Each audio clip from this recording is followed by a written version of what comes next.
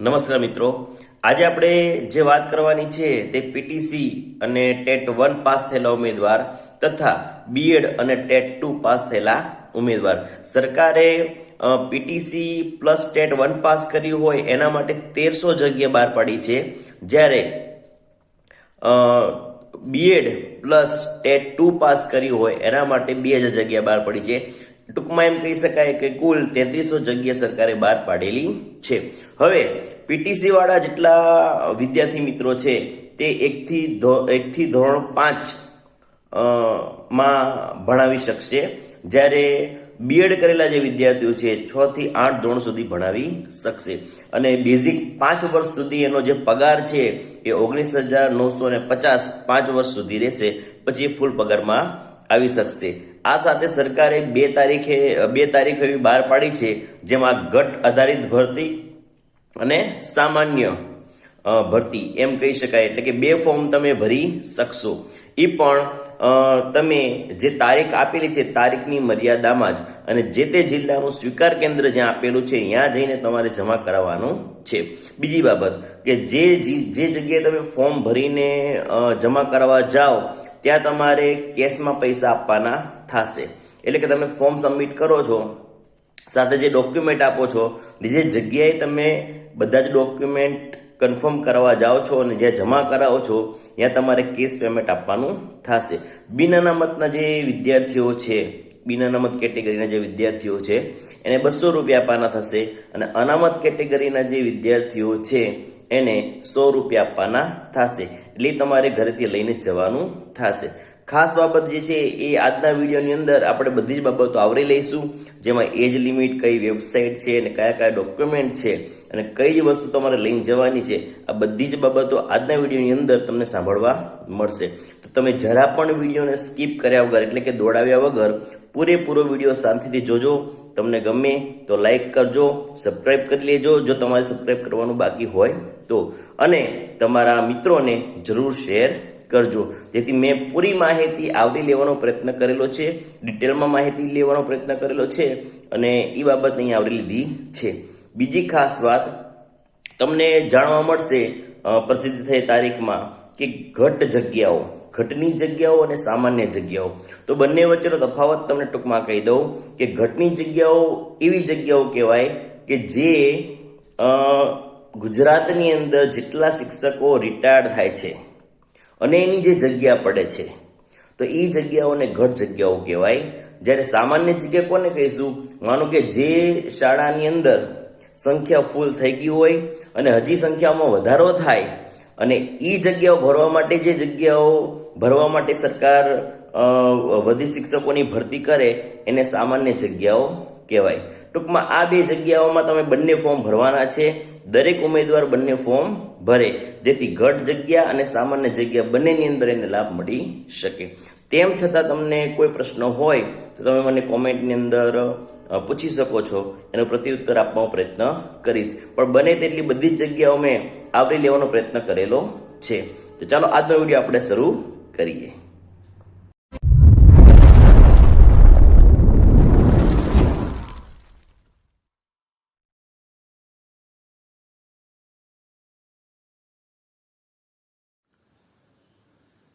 Okay, આજના વિડીયોની અંદર આપણે વાત કરવાના છીએ ટેટ 2 પાસ ઉમેદવાર માટેની, જેણે જે કુલ 2000 જગ્યા માટે છે અને જે ધોરણ 6 થી 8ની અંદર નોકરી મેળવવા માટે લાયક ઉમેદવાર છે એવું કહી શકાય.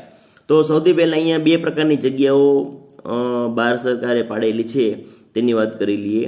તો પહેલું છે, અહીંયા જોઈ શકો છો તમને કે કુલ જગ્યાઓ 2000 છે.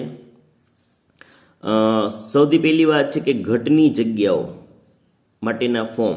તો કે ઘટની જગ્યાઓ માટેના ફોર્મ જે છે એ 5/2/2022 થી 14/2/2022 બપોરના 3 વાગ્યા સુધી ભરી શકાશે.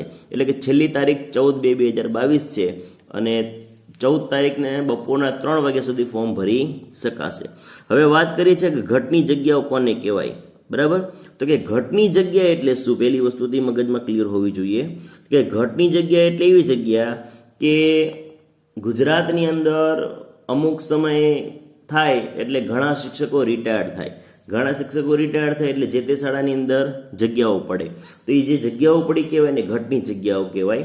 અને પછી બીજી વાત છે સામાન્ય જગ્યા માટેના ફોર્મ એ 7/2/2022 થી 16/2/2022 ના રોજ બપોરના 3 વાગ્યા સુધી એ ફોર્મ ભરી શકાશે.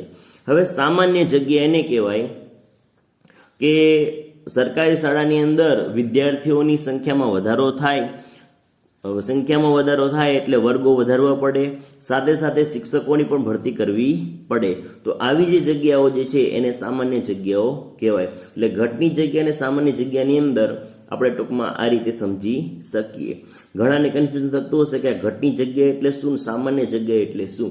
તો મેં તમને સરળ અને સાદી ભાષામાં સમજાવી લીધું એક્ઝામ્પલ સાથે કે આને ઘટની જગ્યા કહેવાય અને સામાન્ય જગ્યા કહેવાય. હવે ઉમેદવાર શું છે કે બંનેમાં ફોર્મ ભરી શકશે કે એકમાં ભરી શકશે? તો ચોક્કસ એનો જવાબ આપી દઈશ કે ઉમેદવારે બંને જગ્યા માટે ફોર્મ ભરવાનું છે. કોઈ એક જગ્યા માટે નહીં, બંને જગ્યા માટે ફોર્મ ભરવાનું છે. બરાબર, એને બંનેનો લાભ મળશે. હવે ફોર્મ ભરવા માટેની જે વેબસાઇટ છે એ વેબસાઇટ તમે જોઈ શકો છો. વેબસાઇટનું નામ છે vsb.dpegujarat.in. આ વેબસાઇટ ઉપર જઈને તમે મોબાઈલથી, લેપટોપથી, કોમ્પ્યુટરથી અથવા સાયબર કાફેમાં જઈને તમે ફોર્મ ભરી શકો છો. આમાં કોઈ મોટી વસ્તુ છે નહીં. હવે વાત કરીએ આગળની કે ભાઈ ઉપર જે વેબસાઇટ આપેલી છે, ચાલો આપણે જરાક હવે ઉપર લઈ લઈએ એટલે ખ્યાલ આવે. ઉપર આપેલી વેબસાઇટ ઉપર સૌ પ્રથમ તમારે તમારું રજીસ્ટ્રેશન કરવું પડશે. કોઈ બી જગ્યાએ તમે ફોર્મ ભરશો, પછી લેપટોપમાં ભરો કે મોબાઈલથી ભરો, તમારે સૌથી પહેલું કામ કરવાનું છે તમારું રજીસ્ટ્રેશન કરવાનું. રજીસ્ટ્રેશન થઈ જાય ત્યાર પછી તમારે લોગિન થવું પડશે. લોગિન થયા પછી જ તમે ફોર્મ ભરી શકશો. એટલે સૌથી પહેલું કામ તમારે રજીસ્ટ્રેશન કરવું પડશે. હવે આપણે લાયકાત જોઈએ કે આના માટે લાયક ઉમેદવાર કોણ છે. તો સૌથી પહેલી બાબત કે ભાઈ કોઈ બી વિદ્યાર્થી હોય 12 પાસ પછી ટીવાયની અંદર એ આર્ટ્સ કે કોમર્સ જે લાઈન પસંદ કરી હોય, આર્ટ્સ, કોમર્સ, સાયન્સ કોઈ પણ ફિલ્ડ એને પસંદ કરેલું હોય, બીકોમ હોય, બીએ હોય કે બીએસસી સાયન્સ હોય, કેમિસ્ટ્રી હોય, ફિઝિક્સ હોય, જે વિષય સાથે કરેલું હોય, ટૂંકમાં ગ્રેજ્યુએશન સાથે એને બીએડ કે પીટીસી કરેલું હોવું જોઈએ અથવા ડીએલએડ કરેલું હોવું જોઈએ. 3માંથી કોઈ પણ એક કરેલું હોય અને જો ટેટ 2ની પરીક્ષા પાસ કરેલી હોય તો અને માત્ર તો જ આ ઉમેદવાર જે છે એ આ ફોર્મ ભરી શકશે. અથવા અહીંયા બીજો ઓપ્શન એ આપેલો છે, આમાંથી ન હોય તો શું કરી શકે? તો કે ધોરણ 12 પછી કોઈ પણ ઉમેદવાર, પછી સાયન્સ, કોમર્સ કે આર્ટ્સનો કોઈ પણ હોય, એને 12મા ધોરણની અંદર 50% કે તેથી વધુ ગુણ સાથે એને પાસ કરેલી હોય. ટકાવારી 50 કે 50થી વધુ હોવી જોઈએ 12મા ધોરણની અંદર, સાયન્સ, કોમર્સ કે આર્ટ્સ કોઈ પણ. અને સાથે સાથે જો એને બીએલએડ બેચલર કોર્સ કહેવાય, જે 4 વર્ષનો કોર્સ આવે છે, એ એણે કરેલો હોય અને ટેટ 2 પાસ હોય તો અને માત્ર તો જ એ આ વ્યક્તિ ફોર્મ ભરી શકે છે, બાકી ભરી શકશે નહીં. હવે આ ફોર્મની આ તમારી લાયકાત થઈ ગઈ. હવે વાત કરીએ આપણે ટકાવારીની, એજ લિમિટની. એજ લિમિટની વાત કરીએ, તમે જોઈ શકો છો કે એજ લિમિટ માટે અહીંયા બિન અનામત, સૌથી પહેલા વાત કરી કે બિન અનામત કેટેગરી એટલે કે ઓપન કેટેગરી, જનરલ કેટેગરી કહી શકાય. જે જનરલ કેટેગરીમાં આવે છે, બરાબર, તો જનરલ કેટેગરીની અંદર જે લોકો આવે છે એમાં પુરુષ ઉમેદવાર માટેની મર્યાદા આપેલી છે, એટલે એજ લિમિટ આપેલી છે 18 થી 36 વર્ષ. અને એમાં જ સ્ત્રી ઉમેદવાર માટે આપેલી છે 18 થી 41 વર્ષ.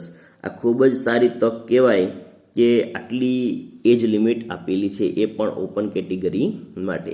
સાથે સાથે બીજી વાત આપેલી છે જોઈએ અનામત કેટેગરી. અનામત કેટેગરીમાં કોનો સમાવેશ થાય કે અનામત કેટેગરીના ઉમેદવાર એટલે કે એસસી, એસટી, એસઈબીસી એટલે કે બક્ષી પંચમાં જે આવતા હોય એ, અને ઈડબ્લ્યુએસ નો જેને દાખલો કરાવ્યો હોય તે. તો કે આટલા લોકો જે છે એમાં જે પુરુષ ઉમેદવાર માટેની એજ લિમિટ આપી છે 18 થી 41 વર્ષ અને સ્ત્રી માટેની એટલે કે સ્ત્રીઓ માટેની એજ લિમિટ આપેલી છે 18 થી 45 વર્ષ, બરાબર. તો આ એજ લિમિટ આપેલી છે. પછી વિકલાંગ જે ઉમેદવારો જે છે, બરાબર, જે ફિઝિકલી રીતે હેન્ડીકેપ હોય એવા ઉમેદવારો માટે એજ લિમિટ આપી છે. પુરુષ માટે આપેલી છે 18 થી 45 વર્ષ અને સ્ત્રી માટે પણ એટલી જ આપી છે 18 થી 45 વર્ષ. બીજી ખાસ બાબત કે દરેક ડોક્યુમેન્ટની ટ્રુ કોપી વાળી ઝેરોક્સ, કેવી ટ્રુ કોપી વાળી, અને ઓરિજિનલ ડોક્યુમેન્ટ્સ બંને સાથે લઈને જવાનું છે. જો તમને એમ કે ભાઈ ખાલી ઓરિજિનલ ડોક્યુમેન્ટ્સ હોય તો ચાલશે, તો તમારે ઓરિજિનલ જ બતાવવાના છે. પણ જો ઝેરોક્સની જરૂર પડી તો તાત્કાલિક તમારું કામ જે છે અટકી ન જાય એટલા માટે તમારે બંને લઈને જવાનું છે. ત્યાર પછી આપણે આગળ વધીએ.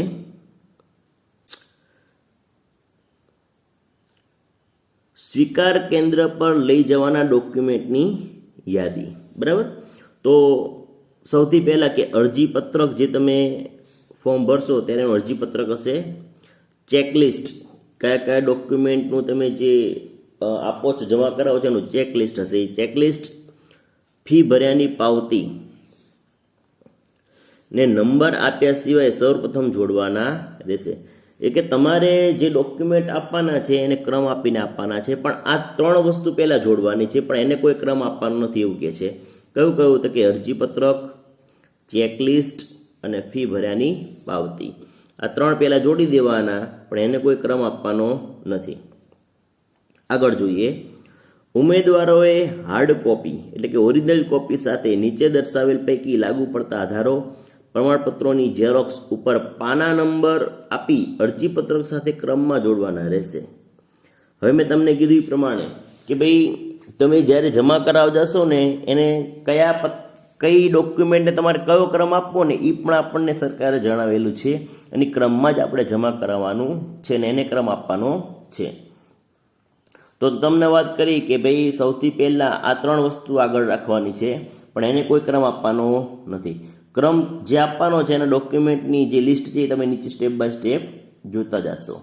તો ચાલો આપણે શરૂઆત કરી કે પહેલું ડોક્યુમેન્ટ કયું છે જમા કરવાનો અને કયો ક્રમ આપવાનો છે. તો સૌથી પહેલા તમારે જે ક્રમ આપવાનો છે એ એલસી, એટલે કે પહેલું ડોક્યુમેન્ટ તમારે એલસી, ઓરિજિનલ અને ઝેરોક્સ. ઝેરોક્સમાં ટ્રુ કોપી વાળી ઝેરોક્સ બધાની જોઈશે, બરાબર. તો પહેલો ક્રમ ઝેરોક્સ જે હોય એને ખૂણામાં પેન્સિલ તમારે ક્રમ આપી દેવાનો હાલશે. તો પહેલા ક્રમ પર આવશે શાળા છોડ્યાનું પ્રમાણપત્ર એટલે કે એલસી. બીજું જાતિ અંગેનું પ્રમાણપત્ર એટલે કે તમારું કાસ્ટ સર્ટિફિકેટ, જેમાં એસસી એસટી કે એસસીબીસીનું હશે, બરાબર. આ કેટેગરીના ઉમેદવારે જમા કરવાનું છે. ત્રીજું છે ઉન્નત વર્ગમાં સમાવેશ થતો નથી તે અંગેનું પ્રમાણપત્ર. હવે ઉન્નત વર્ગ એટલે કે શું? તો કે ભાઈ એસસીબીસી એટલે કે બક્ષી પંચ, બરાબર. તો અહીં કહી શકાય કે નોન ક્રિમિલિયરનો દાખલો. જે ઉન્નત વર્ગમાં જે કેટેગરીના ઉમેદવારનો સમાવેશ થતો નથી અને જેની પાસે નોન ક્રિમિલિયરનો દાખલો હશે એ દાખલો તમારે અહીંયા જમા કરવાનો છે. એટલે આપણે એની વાત કરી લઈએ. ચોથું, આર્થિક રીતે નબળા વર્ગના ઉમેદવારો માટે પાત્રતા પ્રમાણપત્ર એટલે કે EWS નો દાખલો. જે ઓપન કેટેગરીમાં આવે છે એની પાસે પાછો અનામત, એમાંય અનામત વિભાગ છે, એને EWS કહી શકાય. તો કે એને EWS નો દાખલો જેની પાસે હોય એને મૂકવાનો છે ચોથા ક્રમ પર. પાંચમા ક્રમની વાત કરીએ તો કે શારીરિક અશક્તતા અંગેનું પ્રમાણપત્ર એટલે કે ફિઝિકલ હેન્ડીકેપ, બરાબર. જે વિદ્યાર્થી જે કંઈ ઉમેદવાર છે એની પાસે એ અંગેનું પ્રમાણપત્ર હશે જ, એ પ્રમાણપત્ર મૂકવાનું છે. માજી સૈનિકનું પ્રમાણપત્ર, એક્સ સર્વિસમેન કહી શકાય, તો એનું પ્રમાણપત્ર હોય જે માજી સૈનિકને લાગુ પડતું હોય એને મૂકવાનું છે. ત્યાર પછી HSCની માર્કશીટ એટલે કે ધોરણ 12ની માર્કશીટ, HSCનું ટ્રાયલ સર્ટિફિકેટ એટલે ધોરણ 12નું ટ્રાયલ સર્ટિફિકેટ. પછી વાત આવે છે ટેટ 2ની માર્કશીટ. પણ ટેટ 2ની માર્કશીટ કઈ મૂકવી એની આપણે ચોખવટ કરી લઈએ. તો કે ટેટ 2ની માર્કશીટ જે છે એ 2011 અથવા તે પછીના કોઈ પણ વર્ષની કે જેમાં તમારે સૌથી વધુ માર્ક 2-3 હોય તેમાં જેમાં સૌથી વધુ માર્ક્સ આવ્યા હોય એવી એક જ, બરાબર, પાસ કરેલી માર્કશીટ તમારે જમા કરાવવી પડશે, એટલે કે અહીંયા રજૂ કરવી પડશે. ત્યાર પછી વાત કરીએ અહીંયા ગ્રેજ્યુએશન લેવલની, તો જરાક આપણે આગળ લઈ લઈએ. ઓકે, હવે વાત કરવાની છે તમારી સ્નાતકની માર્કશીટ. સ્નાતક એટલે કોલેજ, ટીવાય, બરાબર, એમાં કોમર્સ હોય, બીકોમ હોય, બીએ હોય એવા વિદ્યાર્થી, સાથે બીએડ કરેલું હોય અથવા કોઈ સાયન્સ વિભાગ કરેલો હોય, બીએસસી બીએડ હોય, તો એવા વિદ્યાર્થીએ એને ટીવાયની માર્કશીટ, ટીવાયનું ડિગ્રી પ્રમાણપત્ર, એની ડિગ્રી મળી છે એનું પ્રમાણપત્ર છે એ, અને ટીવાયનું ટ્રાયલ સર્ટિફિકેટ, આ ત્રણ વસ્તુ એને ફરજિયાત જોઈશે. ત્યાર પછી 13મા ક્રમ પર છે બીએડ, પીટીસી કે ડીએલએડની માર્કશીટ, ત્રણમાંથી જેની હોય, જેને લાગુ પડતું હોય એ પ્રમાણે. 14મા ઉપર બીએડ, પીટીસી કે ડીએલએડનું ટ્રાયલ સર્ટિફિકેટ, જે ડિગ્રી જેને લાગુ પડતી હોય એ પ્રમાણે. ત્યાર પછી 15મા ક્રમ પર છે અનુસ્નાતકની માર્કશીટ. અનુસ્નાતક એટલે કે માસ્ટર ડિગ્રી કહી શકાય, જેમાં એમકોમ કરેલું હોય, એમએ કરેલું હોય, બરાબર, અથવા સાયન્સની અંદર કોઈએ માસ્ટર કર્યું હોય, એમએસસી કેમેસ્ટ્રી, બરાબર, તો એ પ્રમાણે. તો અન્ય કોઈ માસ્ટર ડિગ્રી હોય તો એ તમારે રજૂ કરવાની છે. પછી અનુસ્નાતકનું ડિગ્રી પ્રમાણપત્ર, એટલે કે જે માસ્ટર ડિગ્રી તમે આમાંથી કરી હોય એ ડિગ્રીનું પ્રમાણપત્ર અને એ જ ડિગ્રીનું ટ્રાયલ સર્ટિફિકેટ, માસ્ટર ડિગ્રીનું, તો ત્રણેય વસ્તુ જોઈશે, જેણે જે પ્રમાણે કરેલું હોય એ પ્રમાણે, બરાબર. ત્યાર પછી 18મા ક્રમ પર છે એનસીટીઈ આરસીઆઈ માન્યતા પ્રમાણપત્ર. પછી બીએડમાંથી મળેલું હોય, પીટીસીમાંથી મળેલું હોય કે ડીએલએડમાંથી મળેલું હોય, એનસીટીઈનું પ્રમાણપત્ર દરેકને આપેલું હોય છે જે તે સંસ્થાએ, તો કે એ પ્રમાણપત્ર. ત્યાર પછી વાત કરીએ આપણે 19મા પ્રશ્નની, બરાબર. ત્યાર પછી આપણે જે વાત કરવાની છે અહીંયા 19મા પ્રશ્નની, એટલે કે 19મા ટોપિક પર, તો કે જિલ્લા નગર શિક્ષણ સમિતિ એટલે કે ધોરણ 6 થી 8માં વિદ્યા સહાયક કે શિક્ષક નિમણૂક હુકમ જોડવો. જો કોઈ ચાલુ સરકારી નોકરી દરમિયાન અરજી કરે તો. હવે આ 19મો અને 20મો ક્રમ જે છે એ ફક્ત સરકારી નોકરી કરતા, શાળાની અંદર સરકારી નોકરી કરતા હોય શિક્ષકો હાલમાં, એના માટે જ લાગુ પડે છે, બાકી કોઈને લાગુ પડતું નથી. એના માટેનો નિયમ એવો છે 19મા ક્રમ મુજબ કે જે શિક્ષક 6 થી 8માં હાલમાં ભણાવે છે, વિદ્યાસહાયક કે શિક્ષકનો એમને નિમણૂકનો, એટલે કે જ્યારે જોઈનિંગ કર્યું હોય એને નિમણૂક પ્રમાણપત્ર આપેલું હોય, એને રજૂ કરવાનું થશે. બીજી વસ્તુ 20મા ક્રમ પર એ પણ કીધું છે કે નિમણૂક અધિકારીના એનઓસીની નકલ પણ તમારે જોડવી પડશે. જે અધિકારી તમને નિમણૂક આપેલી હોય એનું એનઓસીનું સર્ટિફિકેટ, એટલે કે એની જે નકલ જે છે એ તમારે જોડવી પડશે. પણ આ બે 19 અને 20 કોને લાગુ પડે છે? કે જે સરકારી નોકરી હાલમાં કરી રહ્યા છે અને છતાંય લોકો આ ભરતીની અંદર ફોર્મ ભરવા માંગે છે, એના બે વસ્તુ જોડવી પડશે. ઉપરની વસ્તુ જોડવાની છે પણ સાથે સાથે આ બે વસ્તુ પણ જોડવાની રહેશે, બાકી કોઈને લાગુ પડતું નહીં. બીજી બાબત, બિન અનામત કેટેગરીના ઉમેદવારે 200 રૂપિયા સ્વીકાર કેન્દ્ર પર જમા કરાવવાના રહેશે. એટલે કે જ્યારે ડોક્યુમેન્ટ વેરિફિકેશન કરવા જાય અને જમા કરાવવા જાય સ્વીકાર કેન્દ્ર પર, પોતાના જે અહીંયા ક્રમ આપેલો છે ક્રમમાં ડોક્યુમેન્ટ જમા કરાવવા જશે, બરાબર, ચેક કરાવવા જશે, ત્યારે 200 રૂપિયા જે તે સ્વીકાર કેન્દ્ર પર એને આપવાના રહેશે. કોને? બિન અનામત કેટેગરીના ઉમેદવારે. અનામત કેટેગરીના ઉમેદવારે 100 રૂપિયા રોકડા આપવાના થશે. અહીંયા કેશ લઈને જ જાજો, ઓનલાઈન કંઈ પેમેન્ટ થશે નહીં, તમારે કેશ જ જમા કરાવવા પડશે, બરાબર. તો આ વસ્તુ ખાસ ભૂલાય નહીં. બીજી વસ્તુ કે અનામત કેટેગરીની અંદર કોણ કોણ આવે છે એ પણ તમને ખાસ ખ્યાલ હોવો જોઈએ. એસસી, એસટી, એસસીબીસી એટલે કે બક્ષી પંચ અને ઈડબ્લ્યુએસ, આના જેટલા ઉમેદવારો છે એ બધાએ 100 રૂપિયા જમા કરવાના છે અને બિન અનામત કેટેગરીના ઉમેદવારો છે એને 200 રૂપિયા જમા કરાવવાના છે. આઈ હોપ, મને આશા છે કે તમને આજનો વિડીયો ખૂબ ગમ્યો હશે અને મેં સમજાવેલી બધી જ બાબતો તમને ખ્યાલ આવી ગઈ હશે. મેં જેટલા પોઈન્ટ અગત્યના હતા બધા જ આવરી લીધા છે અને સરળ રીતે તમને સમજાવવાનો પ્રયત્ન કરેલો છે. જો તમને અમારો વિડીયો ગમતો હોય તો અમારી ચેનલને સબસ્ક્રાઈબ કરી લેજો, જેથી આવનારા ભવિષ્યની અંદર આવા ટોપિક ઉપર અને આવનારી પરીક્ષાઓને અનુલક્ષીને ઘણા બધા વિડીયોઝ જે છે એ મૂકવાનો છું, તો તમને ખૂબ જ ઉપયોગી થશે. જો હજી સુધી તમે અમારી ચેનલ સબસ્ક્રાઈબ ન કરી હોય તો કરી લેજો અને તમારા ગ્રુપમાં પણ શેર કરજો, જેથી તેઓને પણ આ માહિતી વિશે માહિતગાર થાય અને તે પણ પોતાનું જે કાર્ય જે છે સરળતાથી સમજીને કાર્ય કરી શકે. બને એટલો મેં પ્રયત્ન કરેલો છે, તો બધી જ માહિતી તમને ખૂબ જ ઉપયોગી થશે.